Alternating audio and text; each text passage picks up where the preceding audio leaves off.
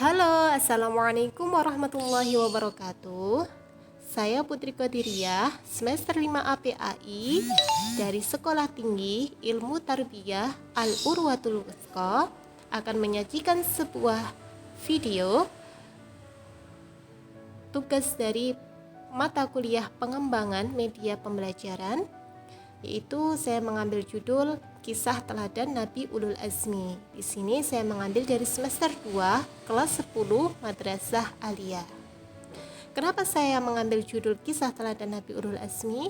Karena di sini saya sangat tertarik dengan kisah-kisah teladan beliau yang dapat saya aplikasikan di dalam kehidupan sehari-hari. Baik, masuk ke poin pertama, yaitu apakah pengertian ulul azmi? Apa sih ulul azmi itu?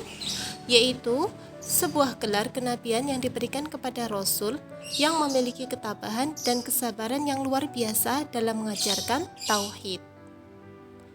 Jadi, gelar ulul azmi ini tidak hanya diberikan cuma-cuma, maksudnya tidak sekedar memberikan ulul azmi saja ke seorang Rasul itu.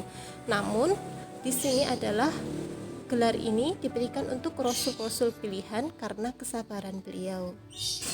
Sebagaimana dalam surat Al-Ahqaf ayat 35 dan Asy-Syu'ara ayat 13. Silahkan dibuka sendiri ya. Nah, di sini pasti penasaran kan siapa saja nabi-nabi ulul azmi itu? Yaitu Nabi Nuh alaihi salam, Nabi Ibrahim alaihi salam, Nabi Musa alaihi salam, Nabi Isa alaihi salam, dan Nabi Muhammad sallallahu alaihi wasallam.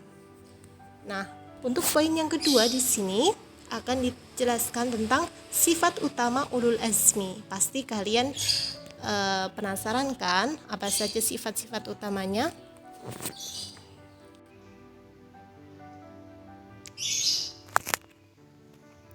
Sifat utama ulul azmi di sini yaitu yang pertama, memiliki seruan dakwah global dan universal untuk manusia dan jin. Jadi dakwanya tidak hanya untuk manusia saja, tetapi beliau juga berdakwah kepada jin. Di sini perlu kita ketahui bahwa jin di sini itu ada jin kafir dan jin muslim. Kemudian yang kedua, memiliki syariat agama yang mandiri dan baru. Kemudian yang ketiga, memiliki kitab samawi.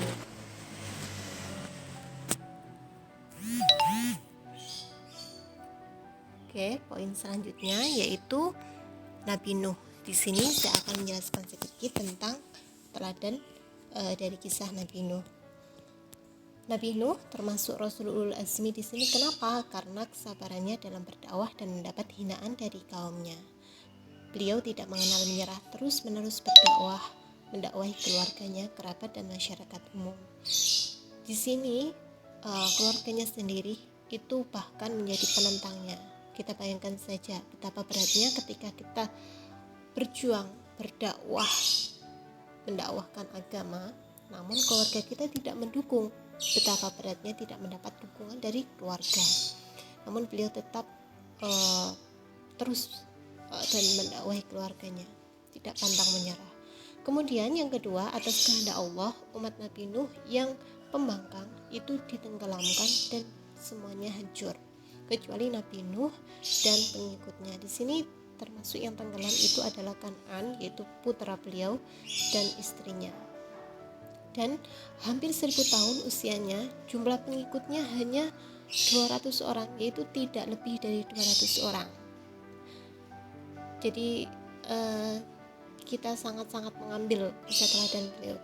Ketika kita berjuang, berdakwah, namun kita hanya mendapatkan sedikit murid atau sedikit pengikut, maka kita tidak boleh putus asa.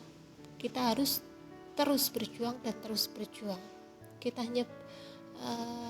baru berapa usianya, sedangkan Nabi Nuh 1000 tahun usianya, baru mendapatkan tidak lebih dari 200 orang pengikut. Kemudian yang kedua, Nabi Musa alaihi salam. Bentuk kesabarannya yaitu menghadapi dan mendakwahi Fir'aun. Fir'aun ini siapa? Yaitu seorang raja yang mengaku sebagai Tuhan. Di sini betapa susahnya juga mendakwai seorang raja yang berkuasa seperti itu ya, dan pengikutnya juga mengikuti Firaun. Namun Nabi Musa tetap berdakwah di sini, memimpin kaumnya yang sangat pembangkang ketika beliau akan menerima wahyu di Bukit Sinai. Pengikutnya yang dipimpin Samiri menyeleweng dengan menyembah patung anak sapi. Namun Nabi Musa juga manusia ya, yang pernah tidak sabar ketika berguru kepada Nabi Khidir, ya manusiawi. Seorang nabi dan rasul itu juga manusiawi. Kemudian Nabi Ibrahim. Di sini Nabi Ibrahim yang sangat terkenal yaitu bentuk kesabaran beliau, yaitu ketika beliau menikah dengan Siti Sarah, lama sekali tidak dikaruniai anak. Kemudian Siti Sarah akhirnya menyuruh Nabi Ibrahim untuk menikah lagi, yaitu akhirnya menikah dengan Siti Hajar, dan ketika dikaruniai seorang putra dan baru dilahirkan ya, beliau mendapat perintah dari Allah untuk mengasingkan istri dan anaknya ke tanah yang gersang ya. Betapa berat Nabi Ibrahim dan istrinya itu juga berjuang di sana, tanah gersang, susah cari air, tidak ada siapa-siapa seperti itu. Karena kesabaran dan kepatuhan beliau melaksanakan perintah itu. Kemudian ketika beranjak dewasa, Nabi Ibrahim mendapat perintah juga untuk menyembelih putranya Ismail. Ya, betapa beratnya ketika kita mendapatkan seorang anak bertahun-tahun, ketika baru mendapatkan putra disuruh untuk menyembelih, mengasingkan seperti itu ya. Namun akhirnya ketika disembelih, Allah mengganti dengan domba yang akhirnya kita kenal dengan hari raya Kurban. Kemudian Nabi Musa alaihi salam, di sini bentuk kesabaran beliau apa? Oh sudah ya, maaf, sudah saya jelaskan. Lanjut dari Nabi Isa alaihi salam, bentuk kesabarannya yaitu sabar sebagai seorang miskin, sabar menerima pengkhianatan seorang muridnya, sabar menghadapi fitnah penolakan, hendak diusir dan dibunuh oleh kaum Bani Israel. Kemudian Nabi Isa menggambarkan kezuhudan dan ketaatan dalam beribadah. Kemudian Nabi Muhammad SAW, ya kita tahu ya, sejak dari kecil sampai dewasa mengalami masa-masa sulit beliau, yaitu ketika usia 6 tahun beliau sudah menjadi yatim piatu. Setelah dewasa beliau harus membantu pamannya yang merawatnya, yaitu meringankan beban pamannya. Kemudian namun yang paling berat ini ketika diangkat menjadi seorang rasul. Di sini penentangnya bukan dari orang lain saja, namun dari keluarganya, yaitu pamannya. Beliau juga harus ikut menderita tatkala Bani Hashim diboikot. Diboikot itu apa? Yaitu diasingkan di sebuah lembah karena dakwah beliau, seperti itu. Sekian dari saya. Apabila ada yang kurang, mohon silakan ditambahi. Apabila ada yang salah, mohon dibenarkan ya.